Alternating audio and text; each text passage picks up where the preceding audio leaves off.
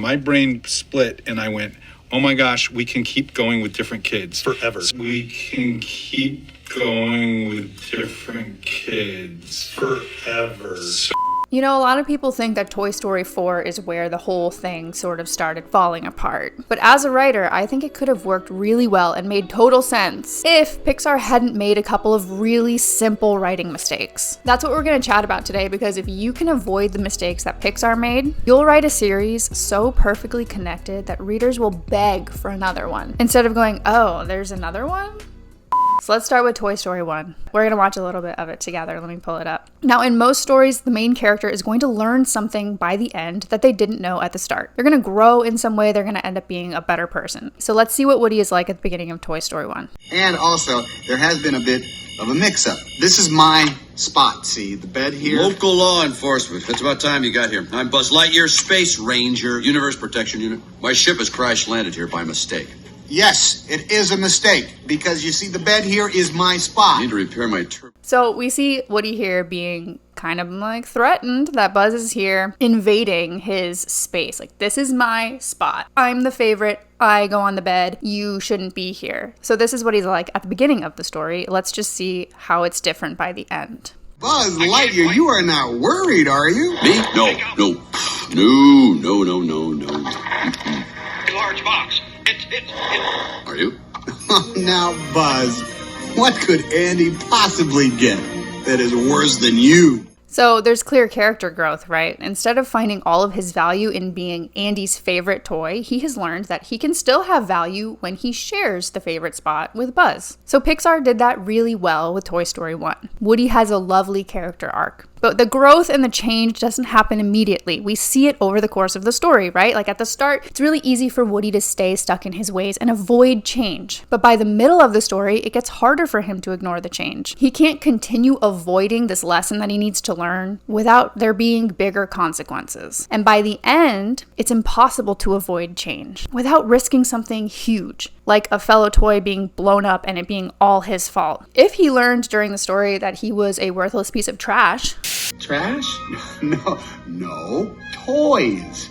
then we would have very different scenes and a very different story. So as you write your story or your series, remember that if you don't know where your character is going to end up by the end, internally as a person, then how are you going to know that the beginning, middle, and the end actually get them there? And I want you to keep that in mind, because that's exactly what caused Pixar's huge mistake with Toy Story 3 and Toy Story 4. But Toy Story 2 is where it starts getting interesting, because now we have a series instead of a standalone. And once you start having a series, your main character not only grows and changes through the course of one book, but they grow and change through the course of the series as a whole. So you can think of the entire series as one long book. So if in one book, every chapter, every scene helps get your character to learn what they need to learn by the end of that book, every book in a series needs to get the character closer and closer to learning what they need to learn by the end of the series. So before we jump back into the stories, we have to think about what is the big lesson that our main character Woody could learn by the end of this series. And I would argue that it starts out being this: you're still valuable even if you're not Andy's toy. That originally is the lesson that he would learn by the end of the series. By the end of Toy Story 1, he has moved a little bit closer to that because he's expanded his view of his own value. So he's not ready to say, I'm valuable even if I'm not Andy's toy, but he is ready to say, I'm still valuable even if another toy enters the mix as one of the favorites. That's step one. Now Toy Story 2 should give Woody a bigger opportunity to learn the series-long lesson. So let's see if that happens.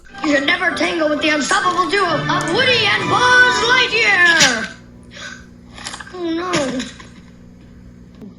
Maybe we can fix him on the way. No, just leave him. I'm sorry, honey, but you know, toys don't last forever. So again, we're starting this story, similarly to the last one, with a threat to Woody's value. If I'm ripped, Andy won't play with me, I lose my value. That's the terror that is inside him, and we see the terror coming out in this awesome dream sequence. Oh, I forgot. You're broken. I don't want to play with you anymore.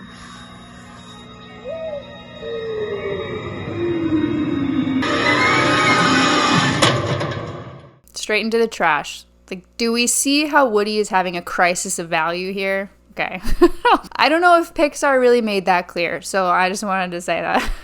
Let's just see if Woody gets another opportunity to realize this later in the movie. Still my own show. I mean, look at all this stuff. Didn't you know? Why, you're valuable property! Oh, I wish the guys could see this. What? Oh, it's a little on the nose, but okay. Also, Jessie, my girl, you are a little intense. Look at her face. Why is her face like that? It's so intense. So what I think is great about Toy Story 2 is that it literally gives Woody such a big opportunity to realize that he is very valuable outside of being Andy's toy. And we actually see Woody have kind of a crisis. You are a toy! For how much longer? One more rip and Andy's done with me. And what do I do then, Buzz, huh? You tell me. So Woody is having a real crisis in this movie of like, where is my value? And if I'm ripped again and Andy doesn't play with me, like, what's my life going to be like? What purpose will I have? It's so great because these are not the questions he was wrestling with in Toy Story 1. That is growth. But again, because this is only story number 2 in the series, it would be way too fast for Woody to actually go to the museum and find that really satisfying. Because 5 seconds ago, he was having nightmares about Andy not playing with him anymore.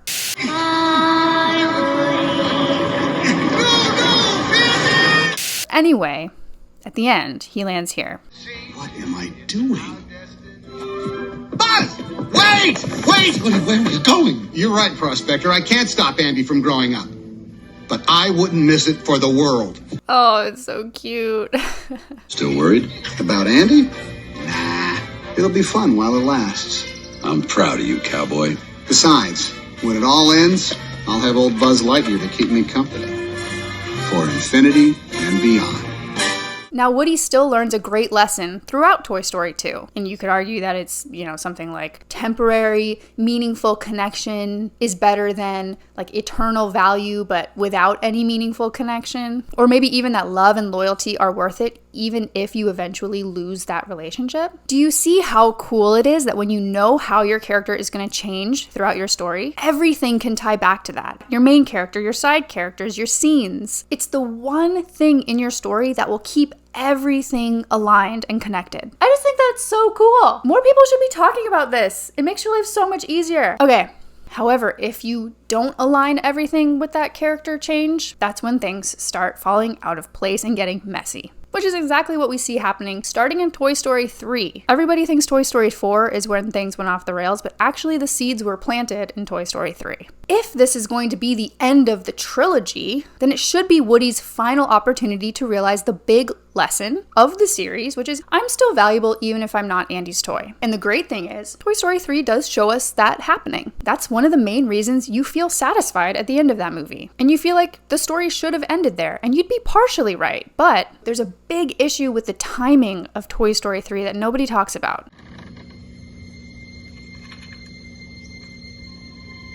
Well, that went well. Oh, he held me.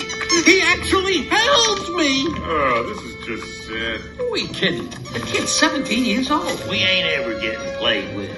Do we notice where the toys are at the start of this movie? Are they being played with by Andy? Now let's look back at Toy Story 1 and 2 because the real threat was not just being away from Andy. It's not being played with by Andy. Toy Story 1, Buzz threatens Woody's playtime with Andy. Toy Story 2, Woody rips his arm. Andy doesn't want to play with him. Meaning those two things are intertwined. So Woody's belief that I am only valuable if I'm Andy's toy actually means I'm only valuable if Andy is playing with me. And like he's a toy, his purpose is play. So that makes total sense. So why at the start of Toy Story 3 has this not been addressed at all? This is a huge piece of the puzzle that we just skipped right over, where he somehow went from I'm valuable when I'm played with, even if that doesn't last forever, to I'm valuable even if I'm not played with, as long as I'm with Andy. There's a gap there that we skipped. But then the real problem is we go back to that gap and address it in Toy Story 4. This is why it gets all messy, but it started here. And then in Toy Story 4, Bonnie stops playing with him and suddenly it's a crisis. Suddenly he's back to questioning his value because he doesn't feel needed. He doesn't feel, he's not being played with, and so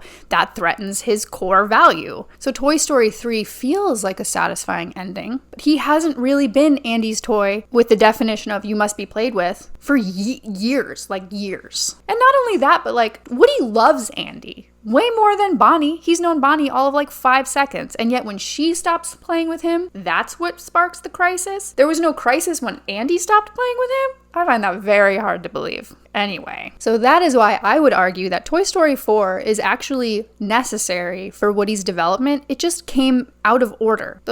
Those two movies need to be shuffled around a little, and I'll show you how we could do that in a second. This is exactly why mapping out your book or your series with your character arc first is so helpful. This is why I teach all my students how to do this, because it helps you avoid this problem. And this doesn't just happen in series, it happens in standalone books too. Scenes come out of order, or they're not all telling the same story, they're not pushing their character to the same change, and so everything just feels messy, because there's nothing underneath all of that tying the pieces together. And it's so frustrating because it's very avoidable. Very avoidable. So by the end of Toy Story 3, this is where Woody ends up. This is so sad. Oh. Woody, he's been my pal for as long as I can remember. It's still so sad, even if it's messed up his character arc. Stop swelling the music!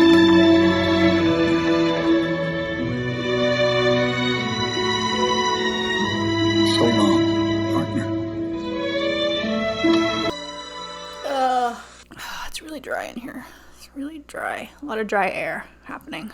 To be analytical about this writing, we have to put aside our feelings and dig a little deeper. So it totally makes sense that going from Toy Story 3 to Toy Story 4, Woody would grow from feeling like I need to be Andy's toy to I can be any kid's toy and still have value. And then by the end of 4, he realizes I don't have to be a kid's toy to have value. That's also a pretty big jump in one story. But okay, that's it's linear, right? It's logical, it makes sense. The problem is the impetus for him learning that lesson at the end of 4 is Bonnie not playing with him anymore. And so why hasn't he already learned that when Andy stopped playing with him? That's the real problem. The other problem is if the original lesson of the series was that I'm still valuable even if I'm not Andy's toy, he has learned that. So if we add another story to the series, we have to now make sure that whatever lesson he's landing with in this one, because this is the final one for Woody, that lesson has to hold the entire series, right? So you can't have a series with 4 stories in it and have one overarching lesson that ends at 3 and then a new lesson for 4. Wherever you land in 4, that has to be the lesson that he could have learned the entire time. That's why 4 feels like it doesn't quite fit. It's not because it couldn't fit. It's not because it's inherently bad, although there are some really questionable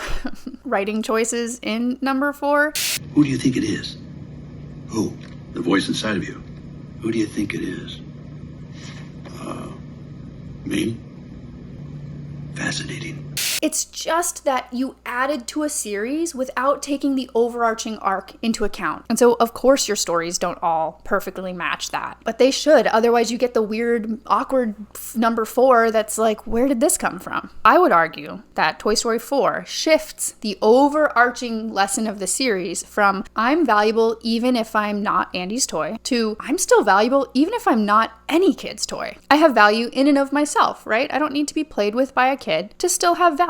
That's a great lesson to learn. Super great. Toy Story 1 would still act as the setup for that lesson. It sets up Woody's current belief that no, I am only valuable because I am one specific kid's toy. I am Andy's toy, he plays with me, ergo I am valuable. Any threat to that is a threat to my core belief. Toy Story 1 is the setup of the big series. Then Toy Story 2 is the catalyst. It's Woody's first bigger opportunity to realize you can have value outside of being a kid's toy. Then this is where we have to start Frankensteining things a little bit. Now, if these weren't published stories already, we could have a lot more freedom and flexibility and creativity to pick scenes and plots that work really well. However, let's just work with what we've got. So I would say that Toy Story 4 would come next and be kind of like the midpoint, the turning point of the series. Woody should have a much bigger, much harder to ignore opportunity to realize I still have value even if a kid is not playing with me. That's why I think Toy Story 4 is the closest one to teaching him that lesson. However, I think it should be with Andy, not Bonnie. Andy stops playing with Woody because chronologically that's what happens first. And because Andy stops playing with Woody, Woody would have a full-on freaking crisis that would finally force him to turn toward the lesson of like, do I still have value even if I'm not being played with by a child? You can't tell me that Andy not playing with him wouldn't get him to start seriously thinking about that. So I think he would potentially switch from Andy has to play with me in order for me to be valuable to even if I'm with Andy, that's fine too. He doesn't have to play with me, okay, but if I'm just with him, that's good too. That's kind of where we see him at the start of Toy Story 3, but I think we'd need to see that by the end of the third story in the series. Either way, Woody almost gets the lesson, but still not quite, because this is just the turning point. He's now much more likely to walk in that direction. Then Toy Story 3 would be the final one in the series. That would be like the climax of the story, the big overarching story. It would be Woody's final opportunity to realize you're still valuable even if you're not played with by a child, even if you're not a child's toy. You can't ignore that anymore. And I feel like Toy Story 3, like having Andy go off to college fits with that. Andy's leaving. Like he has to face the fact of like, if I don't have a kid anymore, am I still valuable? I feel like some pieces of 3 and 4 would have to be swapped, and like would Gabby could still be a part of it because she has a similar arc of like, it has to be harmony, and then it's not, and Lotso could still be in there because he was left by a child, and that really led to some dark and twisty behavior. So these side characters could still help Woody understand what he needs to learn. So I'm not saying that Toy Story 4 and 3 would play out exactly as they would. Of course not. We'd have to, again, Frankenstein it together a little bit. But that's exactly why starting with the overall series arc keeps you from putting things out of order so that it's messy and he's learned this, but then this shifts and then that doesn't really fit here. Once you have the overarching arc, you can slot things into the right place. And then I think it would still make sense for the series to end with Woody realizing like, you know what? I don't have one specific kid to play with right now. Like I'm finding a lot of fulfillment in helping other toys find their kid. Like I've grown. Would he just run off with Bo Peep and leave his friends? I don't know. That's a whole other writing conversation. Now we have to touch on Toy Story 5 a little bit because Pixar did something very smart with this one. It's 100% what they should have done, which is not make Woody the main character. Woody, his arc is done. He has moved on from kids and being a kid's toy. It's time to let him go. And Andrew Stanton is correct in saying like kids who grew up with Andy have Andy's stories, and now kids can grow up with Bonnie and have Bonnie's stories. But I would adjust that phrasing a little bit to be like, we grew up with Woody's stories and now kids can grow up with Jesse's stories. So Pixar did a really great job at moving the protagonist from Woody to Jesse. And now that we have Toy Story 5 and it's starting with a new main character, we have technically a new series. Please, Pixar, if you're gonna make more stories about Jessie, which I know you are, think about her arc ahead of time. How many stories are you gonna write? And do we have a series-long arc for her? I hope so. So if you're like, oh my gosh, I need to do this with my story, I need to find my character arc and map out my entire story so that it connects back to that and everything makes sense and is aligned, that's exactly what I teach in my story milestones method. I'll link it here so you can grab it, and I will see you over there.